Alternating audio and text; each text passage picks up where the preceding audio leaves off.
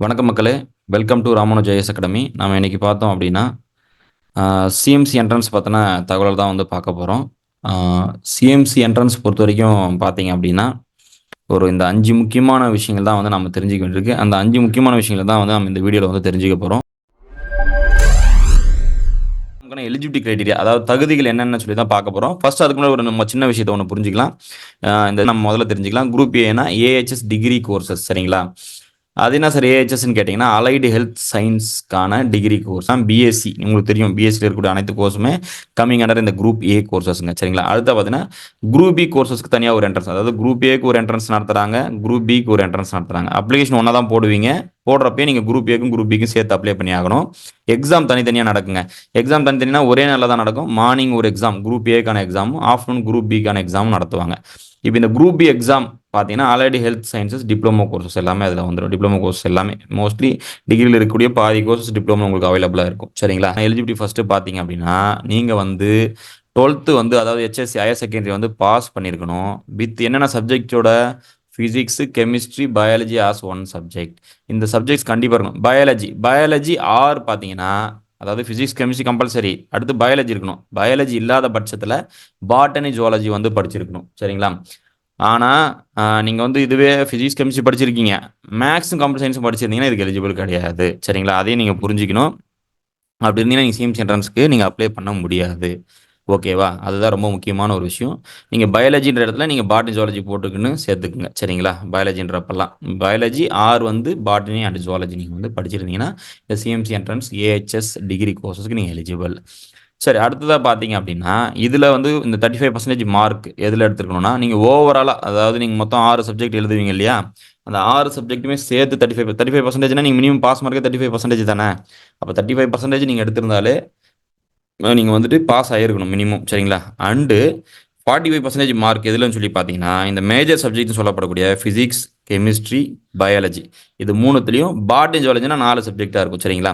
சேர்த்து நீங்கள் வந்து 45% ஒன்லி தான் எலிஜிபிள், சரிங்களா? மேரிடு விமன் கூட வந்து எலிஜிபிள் கிடையாதுங்க பிஎஸ்சி நர்சிங் பொறுத்த வரைக்கும், ஓகேங்களா? சரியா? சரி, அடுத்து நம்ம வந்து குரூப் ஏ உங்களுக்கு கிளியராக இருக்குன்னு நான் நம்புகிறேன். சரி, அடுத்து நம்ம பார்த்தோன்னா ஏஹெச்எஸ் டிப்ளமோ குரூப் பி கோர்சஸ்ங்க, சரி. அந்த குரூப் பி கோர்சஸ் பொறுத்த வரைக்கும் பார்த்தீங்க அப்படின்னா, நீங்கள் சேம் 12th வந்து படிச்சிருக்கணும், பாஸ் பண்ணியிருக்கணும். ஃபிசிக்ஸ் கெமிஸ்ட்ரி பயாலஜி சேம் அதே தான்.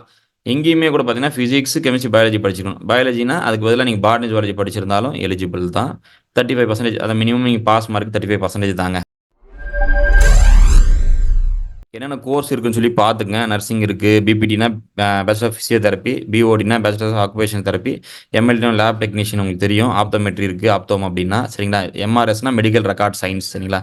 மற்றலாம் ஓரளவுக்கு அப்ரிவேஷனாகவே கொடுத்துருக்கும். இந்த கோர்ஸ்லாம் நோட் பண்ணிக்கங்க. நோட் பண்ணிக்கிட்டு இது என்னென்ன கோர்சஸ் இருக்குது அண்ட் இந்த கோர்சஸில் உங்களோட ப்ரெஃபரன்ஸ் என்ன? நீங்கள் கிட்டத்தட்ட ஒரு 7 கோர்ஸ் அப்ளை பண்ணலாம், சரிங்களா? அதனால் வந்து என்னென்ன கோர்ஸ் வந்து உங்களோட ப்ரெஃபரன்ஸ், அந்த 7 கோர்ஸ் என்ன? 7 கோர்ஸுமே கண்டிப்பாக நீங்கள் அப்ளை பண்ணணும். 7 கோர்ஸ் என்ன அப்படின்றத தெரிஞ்சுக்கிட்டு, அதாவது உங்களோட ப்ரெஃபரன்ஸ் என்னன்றதை நீங்கள் முதல்ல சூஸ் பண்ணுங்கள். சூஸ் பண்ணிவிட்டு அந்த கோர்ஸ் எதன் அடிப்படையில், இதோட எதிர்கால ஸ்கோப் என்ன, சரிங்களா?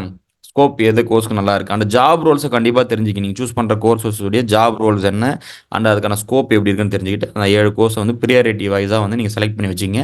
அப்ளிகேஷன் போகிறப்போ உங்களுக்கு ரொம்பவே வந்து ஈஸியாக இருக்கும், சரிங்களா? சரி, நம்ம இப்போ வந்து குரூப் ஏ கோர்சஸ் வந்து ஓரளவுக்கு என்னென்ன இருக்குன்னு சொல்லி பார்த்துட்டோம், சரிங்களா? அடுத்ததாக குரூப் பி பொறுத்த வரைக்கும் பார்த்தீங்கன்னா, இந்த கோர்சஸ்லாம் நீங்கள் டிஸ்பிளே தெரியக்கூடிய இந்த கோர்சஸ்லாம் வந்து அவைலபிளாக இருக்குது. அதாவது AHS diploma group B courses பொறுத்த வரைக்கும் ஜிஎன்எம் அப்படின்னா ஜென்ரல் நர்சிங் மிட்வைஃபரின்னு சொல்லுவாங்க, சரிங்களா? அதை டிப்ளமோ கோர்ஸ் வந்து அவைலபிளாக இருக்குது. அதை diploma anaesthesia, optometry and MLD இந்த மாதிரி கோர்ஸ்லாம் இருக்குது. கோர்சஸ் நோட் பண்ணிக்கங்க. இதுலேயும் நீங்கள் வந்து கிட்டத்தட்ட 5 கோர்சஸ் வரைக்கும் வந்து நீங்கள் வந்து அப்ளை பண்ணலாம். உங்களோட அந்த ப்ரியாரிட்டியில் உங்களோட ப்ரெஃபரன்ஸாக இருக்கக்கூடிய அந்த 5 கோர்ஸ் வந்து சூஸ் பண்ணுங்கள். பேஸ்ட் ஆன் த ஸ்கோப், அதனோட எதிர்காலம் என்ன எப்படி இருக்குது அண்டு வேலைவாய்ப்பு எப்படி இருக்குது, அதுக்கப்புறமா வந்து பார்த்தீங்கன்னா அதனுடைய ஜாப் ரோல் என்றதை கண்டிப்பாக தெரிஞ்சுக்கிட்டு நீங்கள் வந்து இந்த கோர்ஸஸ் சூஸ் பண்ணி வச்சுக்கங்க. சிஎம்சி என்ட்ரன்ஸ்க்கான இந்த எக்ஸாம் பேட்டர்னை தான் வந்து பார்க்க போகிறோம். ஃபர்ஸ்ட் நம்ம வந்து குரூப் ஏ கோர்சஸ்க்கான எக்ஸாம் பேட்டர்ன் என்ன அப்படிங்கிறத வந்து பார்க்கலாம். இந்த குரூப் ஏ கோர்சஸ் பொறுத்த வரைக்கும் வந்து இந்த மார்னிங் எக்ஸாம் உங்களுக்கு நடக்கும். அதுக்கு மொத்தமாக பார்த்தீங்க அப்படின்னா 190 மினிட்ஸ் தராங்க. 190 மினிட்ஸ் அப்படின்னா ஹவர்ஸில் பார்த்தீங்கன்னா 3 ஹவர்ஸ் அண்டு 10 மினிட்ஸ், சரிங்களா? 10 நிமிஷம், 3 மணி நேரம் 10 நிமிஷம் வந்து உங்களுக்கு தராங்க. அதுக்குள்ளார வந்து இந்த எக்ஸாம் முடிஞ்சிடும் உங்களுக்கு. சரி, இதை வந்து எத்தனை செக்ஷனாக பிரிக்கிறாங்க பார்த்தீங்கன்னா, கிட்டத்தட்ட முதல்ல மேஜர் செக்ஷன் பார்த்தீங்கன்னா உங்களுக்கு வந்து 3 செக்ஷனாக பிரிப்பாங்க. ஃபர்ஸ்ட் வந்து முதல்ல பார்ட் ஏ பொறுத்த வரைக்கும் 180 கொஸ்டின்ஸு 120 மினிட்ஸ் இருக்கும். என்னென்ன சப்ஜெக்ட்ஸ் இருக்கும் அதில் பார்த்தீங்கன்னா ஃபிசிக்ஸ், கெமிஸ்ட்ரி அண்ட் பயாலஜி. ஃபிசிக்ஸில் 60 question, chemistry 60 question and biology 60. மொத்தமாக வந்து உங்களுக்கு 180 கொஸ்டின்ஸ் இண்டு 120 மினிட்ஸ்க்குள்ளே நீங்கள் முடிக்கணும். ஒரு பாட்டு முடிஞ்சிடுங்க. இந்த 120 மினிட்ஸில் நீங்கள் மொத்தமாக அட்டன் கம்பைண்டாக கொடுத்துருவாங்க. ஓகேங்களா? மொத்தம் வந்து உங்களுக்கு முடிஞ்சிடும். அடுத்து ஸ்பெஷல் எபிலிட்டி பொறுத்த வரைக்கும் part B and part C இருக்கும். பார்ட் ஏல 60 கொஸ்டின் இருக்கும். சரிங்களா? அதான் 60 கொஸ்டின். அதுக்கு வந்து 50 நிமிடங்கள் 50 மினிட்ஸ் வந்து கொடுத்துருவாங்க. சரிங்களா? பார்ட் பிலையும் அதே மாதிரி 60 கொஸ்டின் இருக்கும். அதுவும் பார்த்தீங்கன்னா 20 மினிட்ஸ். சரிங்களா? இந்த பார்ட் ஏ பேப்பரும் பார்ட் பி பேப்பரும் ஒரே மாதிரி தான் இருக்கும். பார்ட் சி பேப்பரும் ஒரே மாதிரி தான் இருக்கும். ஆனால் வித்தியாசம் பார்த்தீங்கன்னா டைமிங் தான். இங்கே வந்து 50 நிமிஷம் 50 மினிட்ஸ், இங்கே 20 மினிட்ஸ் தான் கொடுப்பாங்க. சரிங்களா? அப்போ அதில் என்னென்ன சப்ஜெக்ட்ஸ் இருக்குன்னு சொல்லி பார்த்தீங்கன்னா ரீசனிங் ஓவராக அந்த 120 கொஸ்டின்லுமே சேர்த்து ரீசனிங் 50 இருக்கும். ஒரு ஆப்டிடியூட் 30 கொஸ்டின்ஸ் இருக்கும். GK 10 questions, current affairs 10 questions இருக்கும். அண்ட் இங்கிலீஷ் வந்து ஒரு 20 கொஸ்டின். அதாவது English comprehension and basic grammar வந்து கொஸ்டின்ஸ் இருக்கும் உங்களுக்கு. சரிங்களா? ஓவராலாக பார்த்தீங்கன்னா 300 கொஸ்டின்ஸ் 3 ஹவர் 10 மினிட்ஸில் நீங்கள் வந்து முடிக்கணுங்க. அதான் இதுதான் அந்த மார்னிங் செஷனில் உங்களுக்கு நடக்கும். ஓகேங்களா? சரி, அடுத்து நம்ம பார்த்தோன்னா குரூப் பி கோர்சஸ்க்கான எக்ஸாம் பேட்டர்ன் என்ன சொல்லின்றது. இதுக்கு மொத்தமாக பார்த்தீங்கன்னா ரொம்ப சிம்பிளுங்க, ரொம்ப கன்ஃபியூஷனாக இல்லை. 90 மினிட்ஸ் கொடுப்பாங்க. சரிங்களா? அதாவது 90 நிமிஷம் 1 ஹவர், ஹவரில் சொன்னால் 1 ஹவர் 30 மினிட்ஸ். ஓகேங்களா? சரி, அண்ட் இதுக்கு வந்து நீங்கள் வந்து பார்ட்டாக டைம்லாம் கிடைக்கும். ஓவராலாக 90 மினிட்ஸுங்க, அவ்வளோதான். Science 75 question, special ability 15 question. சரி, சயின்ஸ் கீழே பார்த்தீங்கன்னா உங்களுக்கு என்னென்ன இருக்கும்? ஃபிசிக்ஸ், கெமிஸ்ட்ரி, பயாலஜி ஈச் வந்து 25 கொஸ்டின். மொத்தமாக உங்களுக்கு வந்து 75 கொஸ்டின்ஸ் இருக்கும். சரிங்களா? 75 கொஸ்டின்ஸ் இருக்கும். இங்கே ஸ்பெஷல் எபிலிட்டியில் பார்த்தீங்கன்னா அந்த 75 ப்ளஸ் இந்த ஸ்பெஷல் எபிலிட்டி 15 என்னென்ன இருக்குன்னா ரீசனிங் ஒரு 8 இருக்கும், ஆப்டிடியூட் ஒரு 3, ஜென்ரல் நாலேஜ் ஒரு 2, இங்கிலீஷ் ஒரு 2. மொத்தமாக நீங்கள் கூட்டினீங்கன்னா உங்களுக்கு வந்து இது வந்து 15 கொஸ்டின்ஸ். இப்போ 15 + 75 எவ்வளோ? 90 கொஸ்டின்ஸ். இந்த 90 கொஸ்டின்ஸ் பார்த்தீங்கன்னா 90 மினிட்ஸ். ஓகேங்களா? ஒரு கொஸ்டின் ஒரு மினிட்னு வச்சிங்களா? அது மொத்தமாக 1 ஹவர் 30 மினிட்ஸில் நீங்கள் இந்த எக்ஸாம் வந்து முடிக்கிற மாதிரி இருக்கும். சரிங்களா? இது வந்து குரூப் பி எக்ஸாமு, அதாவது டிப்ளமோ கோர்ஸ்க்கானது. இது வந்து இந்த செஷனை பார்த்தீங்கன்னா நீங்கள் ஆஃப்டர்நூனில் வந்து எழுதுவீங்க. சரிங்களா? சயின்ஸை பொறுத்த வரைக்கும் நீங்கள் பார்த்தீங்கன்னா 11th அண்ட் 12th உடைய ஃபிசிக்ஸ், கெமிஸ்ட்ரி அண்ட் பயாலஜி நீங்கள் டிஎன்எஸ்சிஆர்டியில் படிச்சிருக்கீங்கன்னா, தமிழ்நாடு சமச்சீர் கல்வியில் படிச்சிருந்தீங்கன்னா அந்த டெக்ஸ்ட் புக்ஸ் படிங்க. இல்லை நான் சிபிஎஸ்சி படிச்சிருக்கீங்கன்னா என்சிஆர்டி டெக்ஸ்ட் புக்ஸை படிங்க. பேஸ்ட் ஆன் திஸ் 2 புக்ஸில் தான் வந்து மோஸ்ட்லி கொஸ்டின்ஸ் வந்து ஃப்ரேம் பண்ணுறாங்க. ஓகேவா? அதனால் அந்த புக்ஸை வந்து நீங்கள் நல்லா படித்தாலே போதுமானது. அதை நீங்கள் அந்த புக்ஸை கண்டிப்பாக வந்து கலெக்ட் பண்ணி கையில் வச்சுக்கோங்க பிஃபோர் இந்த ப்ரிப்பரேஷன் ஸ்டார்ட் பண்ணுறதுக்கு முன்னாடி. முக்கியமாக வந்து நீங்கள் வந்து ஃபிசிக்ஸ், கெமிஸ்ட்ரி, பயாலஜிக்கு அடுத்து ஸ்பெஷல் எபிலிட்டி பொறுத்த வரைக்கும் என்னென்ன இருக்குது சொல்லிட்டுனா ரீசனிங் ப்ரிப்பேர் ஆகணும், ஆப்டிடியூடு, அதுக்கப்புறம் பார்த்தீங்கன்னா பேசிக் இங்கிலீஷ் கிராமர் அண்ட் காம்ப்ரஹென்ஷன் வந்து ப்ரிப்பேர் ஆகணும். ஜெனரல் நாலேஜ் ரொம்ப தெரிய தேவை, 2 கொஸ்டின் தான் கேட்க போகிறாங்க. ஜஸ்ட் வாட் இஸ் வாட் நீங்கள் நியூஸில் கேள்விப்படக்கூடிய விஷயங்கள் தெரிஞ்சிருந்தால் போதுமானது. கரண்ட் அஃபேர், ஹெல்த் ரிலேட்டட் அதுவும் அதே தாங்க. சும்மா ஜஸ்ட் டெய்லி நியூஸ் பார்த்தீங்கனாலே போதுமானது. சும்மா இதுக்காக எதுவும் ப்ரிப்பேர் ஆக தேவை, ஜஸ்ட் வாட் இஸ் வாட்னு தெரிஞ்சிருந்தால் போதுமானது. முக்கியமாக நீங்கள் ப்ரிப்பேர் ஆக வேண்டியது இந்த ரீசனிங் அண்ட் ஆப்டிடியூடுங்க. ஏன்னா இந்த மேஜராக பார்த்தீங்கன்னா கிட்டத்தட்ட 80 questions. This is the deciding factor. And science பொறுத்த வரைக்கும் பார்த்தீங்கன்னா இது வந்து மொத்தமாக பார்த்தீங்கன்னா 3 சப்ஜெக்ட்ஸ் இருக்கு இல்லையா? இதுவும் ஒரு டிசைடிங் ஃபேக்டர் தான். சரி, இது ஆச்சும் அட்லீஸ்ட் நீங்கள் வந்து ஆல்ரெடி வந்து 11th and 12th படிச்சிருப்பீங்க.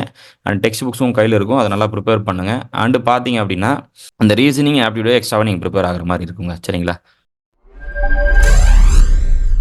அப்ளிகேஷன் பற்றி கொஞ்சம் ஹிண்ட்ஸ் சொல்கிறேன்னு சொல்லியிருந்தீங்களா? ப்ரீவியஸ் இயர் பசங்களாம் நிறைய தப்பு பண்ணாங்க அப்படின்னு சொல்லி. என்னன்னு சொல்லி பார்த்தீங்கன்னா அவங்களாம் பார்த்தீங்கன்னா ஒரே ஒரு கோர்ஸ் அப்ளை பண்ணுவாங்க. எனக்கு இந்த ஒரு கோர்ஸ் தான் பிடிக்கும் அப்படின்னு போடுவாங்க. ஒரு சிலர் பார்த்தீங்கன்னா நான் டிகிரி மட்டும் தான் படிப்பேன், டிகிரி மட்டும் தான் அப்ளை பண்ணுவேன் அப்படின்னு சொல்லி சொல்லுவாங்க. உங்களுக்கு நிறைய பேருக்கு அந்த தாட் இருக்கும். நான் தப்புன்னு சொல்லலை. பட் இருந்தாலும் நான் என்ன சொல்கிறேன்னா ஒரு ஜஸ்ட் வந்து ஒரு ஆப்ஷனுக்காக தான். சரிங்களா? நீங்கள் வந்து உங்களால் 7 கோர்சஸ் வந்து அப்ளை பண்ண முடியும் டிகிரி பொறுத்த வரைக்கும். சரிங்களா? நீங்கள் ஒன்ஸ் அப்ளிகேஷன் போட்டு முடிச்சாச்சு, டேட்டு முடிஞ்சாச்சுன்னா நீங்கள் நினச்சாலும் எக்ஸ்ட்ரா கோர்ஸ் ஆட் பண்ண முடியாது. அண்ட் எக்ஸ்ட்ரா புதுசாக எதுவுமே பண்ண முடியாது. நீங்கள் சேஞ்சஸ் எதுவும் பண்ண முடியாது. அப்ளிகேஷன் இருக்க வரைக்கும் தான் உங்கள் கையில் இருக்கும். முடிஞ்சிச்சுன்னா நம்ம எவ்வளோ ரெக்யூஸ் பண்ணாலும் அதை வந்து எதுவுமே மாற்ற முடியாது. அதனால் என்னென்னா ப்ரியராகவே நீங்கள் வந்துட்டு உங்களுக்கு பிடிச்ச கோர்ஸை பொறுத்த வரைக்கும் வந்து நீங்கள் ஃபஸ்ட்டு ப்ரெஃபரன்ஸ் கொடுத்துருங்க. 7 கோர்ஸ் சூஸ் பண்ணி 7 கோர்ஸ் அப்ளை பண்ணுங்கள் டிகிரி பொறுத்த வரைக்கும். சரிங்களா? மேல் candidates R not eligible for BSc nursing. நீங்கள் பிஎஸ்சி நர்சிங் அப்ளை பண்ண முடியாது. சரி, ஏன்னா இப்போ கோர்ஸ் சூஸ் பண்ணும்போது பிஎஸ்சி நர்சிங் மேல்ஸ் வந்து ஆப்ஷன் வைக்க தேவையில்லை. அப்புறம் பார்த்தீங்கன்னா ஒரு கோர்ஸ்க்கு வந்து பார்த்தீங்கன்னா ₹500. மொத்தமாக நீங்கள் 7 கோர்ஸ் போகிறீங்க, ₹3500. இதுக்கு மட்டும், அதாவது ஜஸ்ட்டு இந்த கோர்சஸ் மட்டும் நீங்கள் பே பண்ணுற மாதிரி இருக்கும். அண்ட் அதை தவிர்த்து ₹1200 ரிஜிஸ்ட்ரேஷன் ஃபீஸ் நீங்கள் வந்து பே பண்ணுற மாதிரி இருக்கும். சரிங்களா? ஓகே, இது வந்து பேசிக்காக நீங்கள் வந்து டிகிரி கோர்ஸ் பண்ண வேண்டியது. டிப்ளமோ கோர்ஸ் வரைக்கும் குரூப் பி கோர்ஸ் பார்த்தீங்கன்னா நீங்கள் வந்து 5 கோர்சஸ் கேன் பி அப்ளைடு. சரிங்களா? 5 கோர்ஸ் நீங்கள் போடலாம். நிறைய பேர் எனக்கு டிப்ளமோ வேணாம் சார் அப்படின்ற மாதிரி இருப்பீங்க. கிடையாது, நீங்கள் 5 கோர்ஸ் சூஸ் பண்ணி போட்டு வைங்க. அதுக்கான எக்ஸாம் எழுதிருங்க. ரிசல்ட்ஸ் வரட்டும். நீங்கள் ஃபர்தராக வந்து அதை அப்புறமா டிசைட் பண்ணிங்க, நீங்கள் ஜாயின் பண்ணுறதா வேணாவா அப்படிங்கிறத ஃபஸ்ட்டு அப்ளை பண்ணிவிடுங்க. சரிங்களா? இது வந்து ஒரு கோர்ஸ்க்கு ₹100, டோட்டலாக 5 கோர்ஸ் ₹500 ஆகும். சரிங்களா? ஓகே. நீங்க பிரியாரிட்டி குடுக்கணும். கோர்ஸ் வந்து லைனா எடுத்து லைனா அப்ளை பண்ணக்கூடாது. பிரியாரிட்டி. நீங்க வந்து ஒரு கோர்ஸ் 7வதா இருக்கிற கோர்ஸ் உங்களோட ஃபர்ஸ்ட் பிரெஃபரன்ஸா இருந்துச்சுன்னா, அது தூக்கி 7வது கோர்ஸ் தான் நீங்க முதல்ல அப்ளை பண்றப்ப 1 அப்படிங்கிற இடத்துல அந்த கோர்ஸ் தான் நீங்க வந்து மென்ஷன் பண்ணணும். அப்ளிகேஷன் போடுறப்ப அந்த ஆப்ஷன்ஸ் உங்களுக்கு இருக்கும். சரிங்களா? அத மட்டும் கொஞ்சம் பார்த்து பண்ணுங்க. ஓகேவா? சரி. செலக்ஷன் ப்ராசஸ்னா ஒன்றும் இல்லைங்க. சிம்பிள் தான். அது என்னென்ன இருக்குன்னா, முதல்ல வந்து computer based test. Computer based test தான் நம்ம பார்த்தோம். குரூப் ஏ, குரூப் பிக்கு தனித்தனியா மார்னிங் அண்ட் ஆஃப்டர்நூன் எக்ஸாம்ஸ் நடக்கும். சரிங்களா? அது முடிச்சு நீங்க பாஸ் ஆயிட்டீங்கன்னா, உங்கள வந்து நேரா வந்துட்டு ஒரே நாள் நடக்கும். மெடிக்கல் செக்கப்பும், இன்டர்வியூவும் பார்த்தீங்கன்னா, ஒரே நாள் நடக்கும். அதாவது இல்லன்னா சைமல்டேனியஸா அடுத்தடுத்த நாட்கள்ல நடக்கும். சரிங்களா? ஃபர்ஸ்ட் மெடிக்கல் செக்கப் கூப்பிடுவாங்க. இன்டர்வியூக்கு கால் பண்றப்பயே ஒரேடியா நீங்க மெடிக்கல் செக்கப்பும் பண்ற மாரி இருக்கும். மெடிக்கல் செக்கப் முடிச்சதுக்கப்புறம், அதுக்கப்புறம் பர்சனாலிட்டி இன்டர்வியூ இருக்கும். சரிங்களா? இது பார்த்தீங்கன்னா, தனித்தனியா வீடியோஸ் வந்து நம்ம பார்க்கலாம். சரிங்களா? என்னென்ன பார்ப்பாங்க. அண்ட் பர்சனாலிட்டி இன்டர்வியூ வந்து நம்ம எப்படி அப்பியர் பண்றதுன்னு தனியா ஒரு வீடியோல பார்க்கலாம். வீடியோ ஃபுல்லா பார்த்ததுக்கு தேங்க் யூ சோ மச். சரிங்களா? நெக்ஸ்ட் வீடியோல பார்க்கலாம்.